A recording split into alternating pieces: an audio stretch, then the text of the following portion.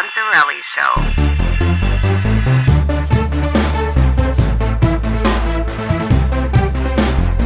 All right, this is the Bonzarelli Show. We're just coming off of Star Wars Celebration. Big deal. All the big players came out. George Lucas, Mark Hamill, Daisy Ridley. You know, we thought the trailer was coming, and it definitely did. And wow, what a trailer. Everything looked great. We basically got what we wanted, which was Luke. Steve, what'd you think about it? Joe, that opening sequence was, the music, the way they put the music in there. Mm-hmm. And you know, when it first opened, you think it's in space, and then it comes down, it's a rock. That's pretty cool. It was pretty good. I mean, it got me hooked. I would definitely go and watch it just on that alone. The soundtrack just made that trailer to me. It was great. Very well done. Very well produced. John Williams is a freaking genius. You know, he has those, as the trailer went, you get some of those cuts of music from the Force Awakens. Like you kind of hear a bit of Rey's theme and Kylo Ren's theme, but they open up with that straight, you know, it's Luke and that straight old school Jedi theme. It was perfect. Yeah. And I tell you what I like is the fact that they switch directors between these movies. And what it does is you have it's the same characters that you know, and the music makes it the same, but you have that different, like, you could tell there's like a different visual look to everything, like a different camera work and everything. And it kind of just makes it fresh and different. Oh, for sure. Yeah. There was a lot of running involved in that trailer. Yeah. That's for sure. Yeah. It was great. I mean, you just didn't know where the movie's going just by looking at that trailer. There's a lot of cliffhangers there, wasn't there? Yeah, it was perfect. They didn't give you too much. Like, you know, we're pretty sure Finn's going to be up and running, but they don't exactly tell you. They didn't show you that, so we don't know, you know, exactly Finn's status. They just showed us a back of Leia because, you know, we're all curious about that with the Carrie Fisher, the recent passing. And then even Luke, you know, they showed him talking, and yeah, he's talking the whole trailer, but it's really just like a minute of him talking. You know, we don't see him with a lightsaber, and I'm glad. It's like you didn't give us too much. You just gave us like, hey, this guy, that guy. And you know, I'm pumped. Oh yeah. I mean, I'm not the biggest massive Star Wars fan, but just that alone would be enough to drag me into the cinema, without a doubt. And that was so the voiceovers. That was Luke speaking. Yep, that was Mark Hamill, Luke speaking the whole trailer. Right, yeah. Right. And at the end, he says, put that little cliffhanger where the Jedi time to end. It's like, well, what's that mean? What's that all about? I think it's what it's referring to because Luke's had a lot of time to meditate, and I think what he's going back to is the original rise of the Jedi. You know, their downfall was, of course, Anakin going to the dark side. And then you follow up with, you know, the reason Luke isn't hiding is because of his trying to rebuild the Jedi. And then, of course, you get Kylo Ren from that. And he's had to live with that guilt of, you know, of training Kylo Ren. So maybe what I'm gauging from it is that Luke's like, you know what? This whole dark side is coming from the light side. It's like every time we try to do something bad comes out of it. We're basically training Sith. This is what I'm guessing. But there's a reference to balance and the chosen one. And there's a lot of speculation that maybe Luke is the chosen one, where it was initially thought to be Anakin.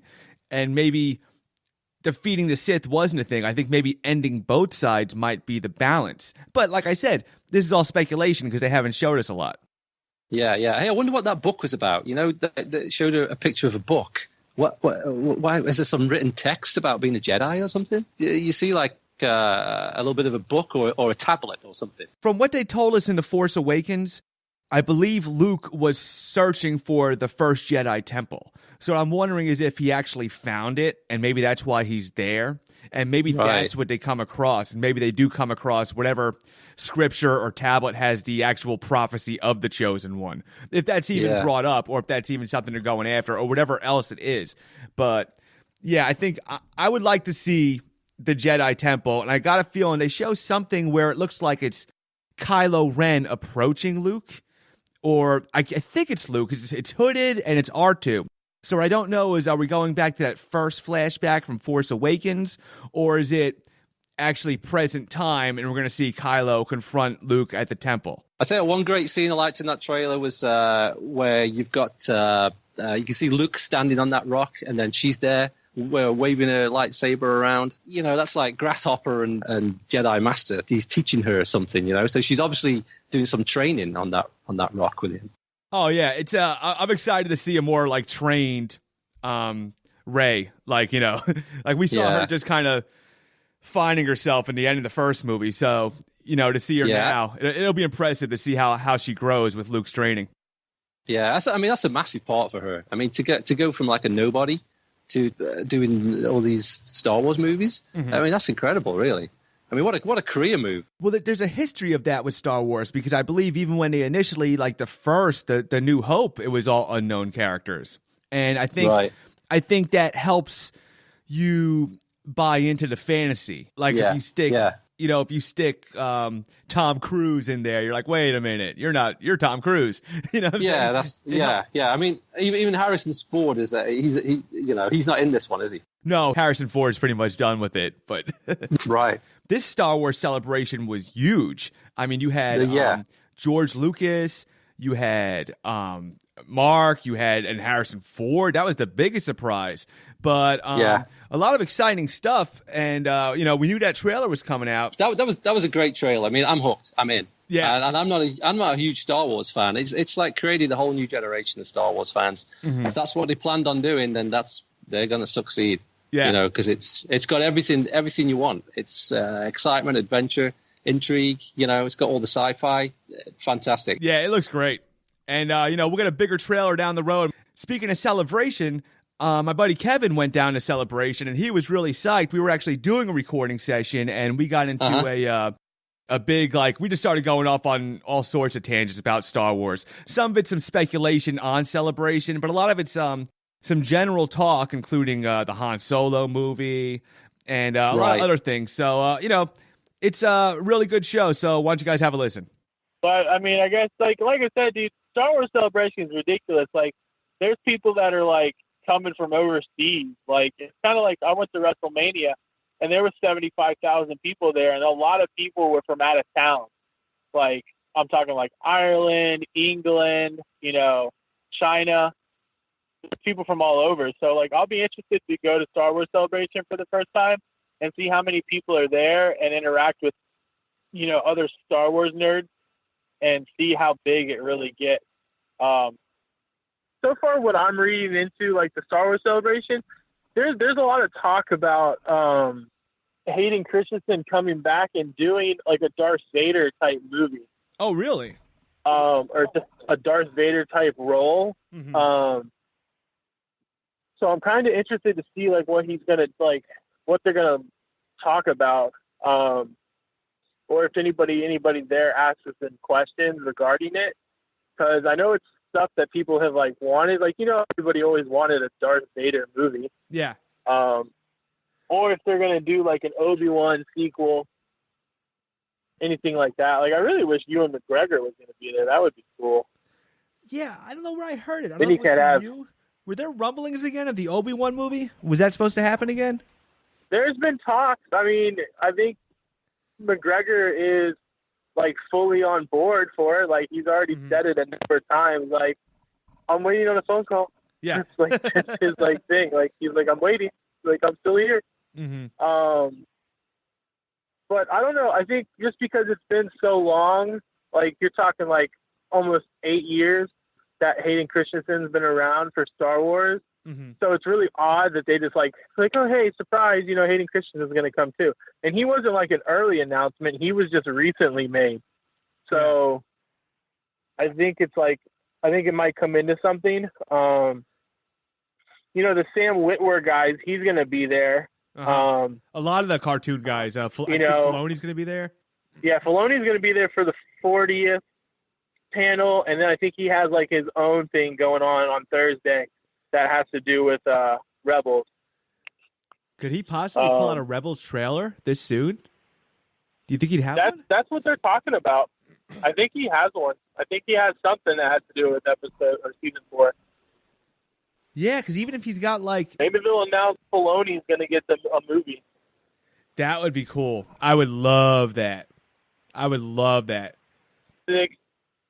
because you think about it, they did Star Wars Celebration last year, and it had just come off, episode 7, and they introduced, everything that had to do with Rogue One. Mm-hmm. And they kind of gave you that scope of what was going to come, like, after Rogue One. Like, here's, like, episode 7, here's episode, Star Wars story Rogue One, and then you're going to get episode 9 or 8, and then you're going to get a Star Wars story Solo, I was going to say they took a risk with Rogue One, stepping outside the box. I'm wondering if Han Solo is a bigger risk because of you're treading on an established character. It's not like Darth Vader where you stick a guy in a suit and anybody could be Darth Vader if you got James Earl Jones. I mean, you're really passing this guy off as Han Solo. And I wonder what the payoff of that's going to be. Well, it's not the Han Solo that's the thing that I think is going to be interesting with the Solo movie is that it's not like the Han Solo everybody knows. It's a younger Han Solo. Yeah. So like he's going to be a different like version of himself. Yeah, they're not even passing him off as New Hope Han Solo. I think they're passing him off as like years before that. Maybe that would make more sense. Yeah, I think you're looking at like at least 10, 20 years, 30 years prior to New Hope. I'm looking for like a teenager. Well, because no, think about it. New Hope. How old do you think Solo was? Probably like 25, 28. I in know Star Wars years. He was calling Luke kid a lot. I remember that, but I think Luke was like 17, 18, right? Is that how old Luke was supposed to be? So yeah, I think so. He was in his teenage years. Yeah, and I think maybe they were pushing Han Solo as like late 20s or 30s, maybe. Sounds about right. Think about like a young Han Solo movie. He's gonna be young. Yeah. I think it'll be cool. I like the fact that they are doing a young Lando. Uh-huh. So I'm excited for a Solo movie. I hope that they announce, what comes after that, because other than the Solo movie that's going to come out next year, they haven't really established anything. I mean, I'm sure you can assume episode, 9 would be right behind the Solo movie. Yeah. So that's what they'll be working on now. I mean, I think they said they started filming. They started filming 9 now, I believe. Did they, or they announced? Probably. Yeah, or they started pre-production on 9. I think it's going to start pre-production. I don't know. I would really like an announcement of some kind of Star Wars like movie. I know a lot of fans have been asking for a CGI movie, because the guys who put together the CGI trailers for Old Republic, the video game and everything off of PC, they would love to see like an animated, like separated universe. Uh-huh. I think people would like a Netflix series that was Star Wars related. I had a thought going back to the Han Solo. If they go early enough, do you think they're going to bring us back closer to episode 3 with him? Kind of like the start, the formation of the Empire. Not that Han plays a pivotal role in that, but at least kind of catch what's going on with the galaxy. Because wouldn't that shake up kind of the criminal underworld as well, you would think? You know what I mean? Like maybe like the implications of a newly formed empire. I think they could do that with Solo. I think if they wanted to, they could take it all the way back to there. Because you don't hear about Solo until A New Hope. That's when he's introduced. So you could do a kid version. I think what we're going to see in the younger version, I think you're going to see like his like racing, like, cause how in A New Hope, they kind of say that like, oh yeah, the Millennium Falcon, it made like the Kessel Run in like 4 parsecs and everything like that. Oh, I think they'll show us the Kessel Run. I think you might actually get to see that scene. I think you might actually finally get to see that played out. Yeah. On film, which would be really cool. Kind of like how exciting it was to watch, the pod racing with Anakin. Mm-hmm. Like that was really one of my favorite parts from Phantom Menace, was that whole like pod racing scene. Did you ever play the GameCube version of that?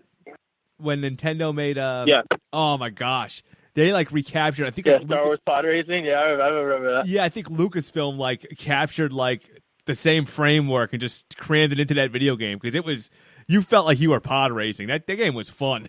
Dude, over the years, they've made some really cool video games. I mean, there's been some letdowns, but like in the older days where like GameCube was like the system and everything like that, like they had some really good like separated universes.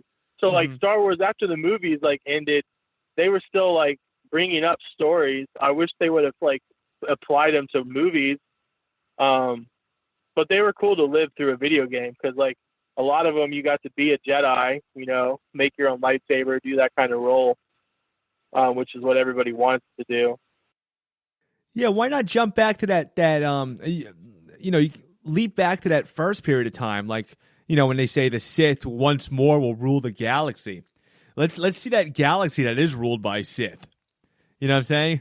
Like, how did the Jedi get the galaxy back from the Sith? That is just, or even if you don't use the Jedi Sith stuff, just other things going around the galaxy. There's a lot to explore. Oh yeah, there's so much.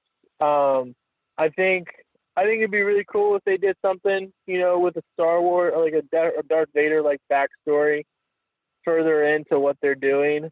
I don't know. I mean, time will tell. I mean, I think right now, like, really Star Wars is knocking it out the park. Episode 7 was massive. Rogue One was amazing. It didn't get, it got negative reviews, but bar none, I think a majority of the people loved it. Yeah, I mean, it's Star Wars. It's not Shawshank Redemption. The important part was the fans embraced it. So that's what's going to move that machine. You know what I'm saying? That's where the success was.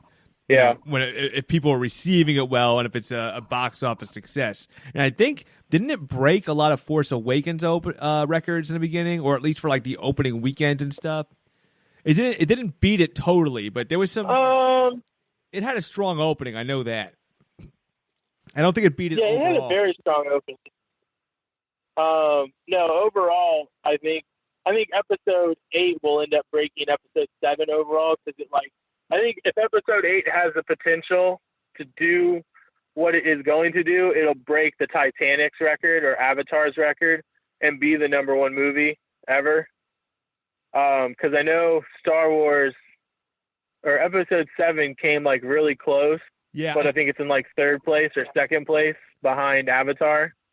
Well, if you think of like people that might have slept on episode 8 or episode 7 when it first came out in the theaters, and maybe some people didn't buy into the hype or something, and they were just like, you're not your hardcore fans, but you're casual fans.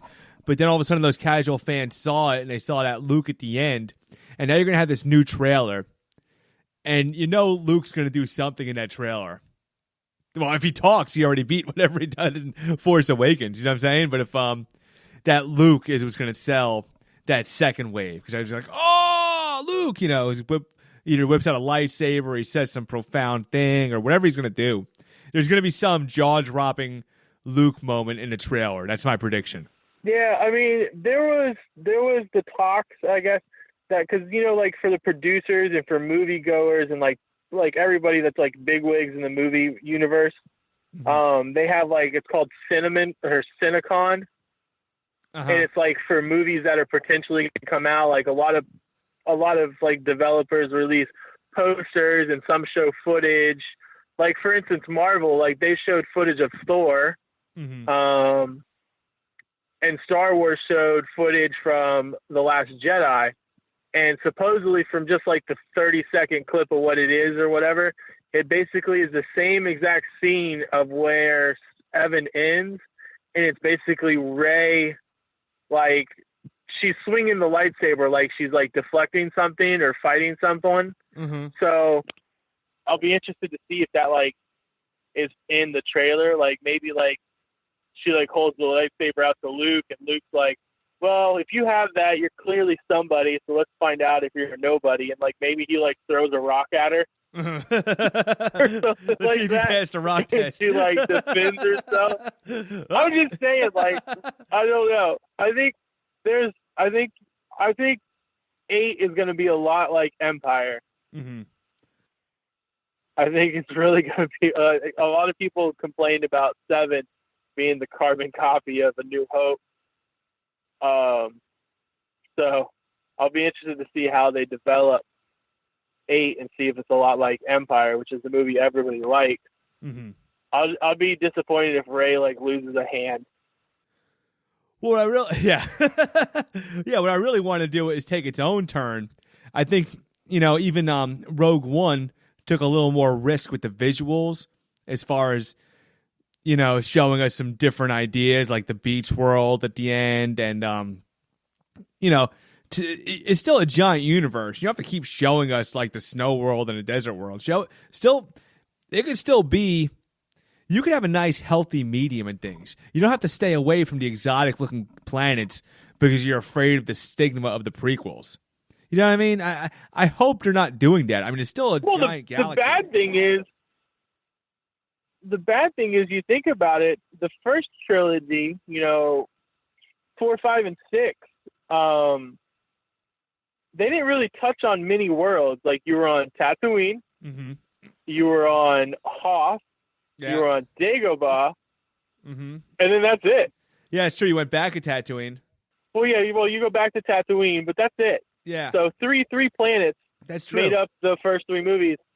And then the prequels came out, and then you got Coruscant, you got Tatooine, you got Naboo, you got Mustafar. The prequels really showed you more of an expanded universe. And then Rogue One kind of showed you a little bit more. They introduced a couple of planets, and then they had Scarif, which is really cool. And that reminds me, Star Wars Celebration, they have a really cool T-shirt, mm-hmm. and it's basically like it's like Scarif, and it has like rebels running on the beach, and in the background of the T-shirt is the Death Star. Oh. It looks really cool. Like the shirt's blue, like the sky, and like there's the beach, and it's like a wraparound T-shirt. So like front and back, it looks like the Death Star is coming up out of the sky, mm-hmm. like kind of how in the movie, like you just see it come up above the planet, and it's like, oh look, the Death Star. Yeah, I love that Death Star. It's really cool. You can see it online. Check it out. I like how it's so massive. You see it in the day, just like chilling in the horizon, like on a beach planet. That whole visual. I've been watching Rogue One a lot, actually. I just got the Blu-ray, but yeah, visually. And I also like how they had that. I do like the industrial planet. I like the idea of that, of your Coruscant. And they did a planet like that in Rogue One. I can't remember exactly what it was, but I like the idea of like, your industrial planets, your rural planets. Yeah. Like I like those, like how they introduced the new planet. Mm-hmm. I think it's funny. Like I keep looking at like Star Wars Celebration and stuff, and they refer to Hayden Christensen as he who doesn't like sand. Because he has that one line where he's talking to what's her name, and he's like, I don't like sand. It gets everywhere. It's coarse, so it's like he hates sand. So I think it's funny that's how they name him. Yeah, I'm really curious if there's a Hayden Christensen ghost scene. Maybe that's why he's popping in, or he's just popping in because it's a big anniversary. It's kind of weird how he would. I mean, I guess they would welcome anybody. I'm not saying anything bad about him because I liked his Anakin. His Anakin was fine. You can see all the things with flaws, but I mean, whatever. What else? I mean, I don't know. I don't think it was on him. Any of the flaws with the storytelling. No. And I mean, I know it's the 40th anniversary of A New Hope, so they're kind of like just bringing in people from all over. It'll be really cool to see because it'll be the first time in X amount of years that you actually have, Palpatine, Ian McDonald or McDermott, whatever the hell. Ian McDermott. McDermott, yeah. He'll be there. Hayden Christensen will be there, So you got Darth Vader, Anakin, and the Emperor. It'll be the first time that you actually see, like, Anakin and, Luke on the same stage. Dang, and McDermott's going to be there, too. They should have Hayden should throw McDermott off the stage. He should pick him up and throw him off the stage like the Emperor. Yeah. So it'll be really interesting. I know there's been talks of that maybe he'll come back as like a force ghost. Mm-hmm. Because they did change like the picture and the more recent versions of Return of the Jedi, to where, you know, he comes in instead of the original Anakin. I don't even know who that guy is. Okay, so you have Ian McDiarmid, who played Palpatine and the Emperor in episodes 1, 2, 3, and Jedi. He didn't play him in. Okay, so yeah, he did play him in Jedi. Yeah. I think in Empire there was a different actor, and the Emperor had like a totally different look. He had like this giant baseball eye until they settled on it. It's like then they finally settled on the look for episode 3. Episode 6, Return of the Jedi. And then it was like, I guess while Lucas was fixing stuff, he had Ian McDiarmid in the studio, and he's like, hey, you know what? Let's just reshoot this one Emperor scene just to keep the consistency a little bit. But the guy who played him in episode 2, where it's that scene where he looks like he has really big eyes, yeah, and he looks weird looking. You mean he's actually going to be at Star Wars Celebration too? Okay. The guy that played the Emperor he's for an original. Did they say that? Yeah, for like 30. You stole my role, Ian McDiarmid, you bastard. Yeah. I never. That's how that should go. You know what? A small critique of the prequels. I don't think it was necessary, the whole electric fried his face scene.